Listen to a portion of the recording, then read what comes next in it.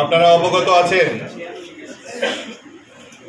যে মোস্ট অফলি আজকেই হয়তো আমাদের যে লোকসভা নির্বাচনের নির্ঘণ্ট সেখানে ঘোষণা হবে,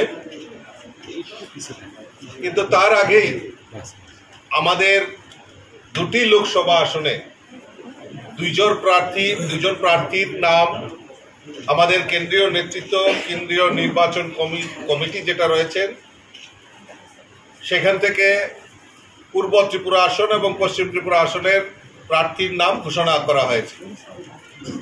আমাদের পশ্চিম ত্রিপুরা আসনে প্রার্থী হয়েছেন আমাদের প্রাক্তন মুখ্যমন্ত্রী এবং বর্তমানে যিনি রাজ্যসভার সাংসদ আদরণীয় বিপ্লব কুমার দেবজি আমাদের প্রার্থী হয়েছেন, এবং তৎসঙ্গে আমাদের পূর্ব ত্রিপুরা আসনের ভারতীয় জনতা পার্টির পদ্মফুল চিহ্নে লড়াই করছেন আমাদের এই রাজ্যের রাজ পরিবারের কন্যা এবং ছত্তিশগড়ে ওনার আধিপত্য, ওনার শ্বশুরবাড়ি, তো আমাদের মহারানী কীর্তি সিং দেববর্মা আমাদের প্রার্থী হয়েছেন।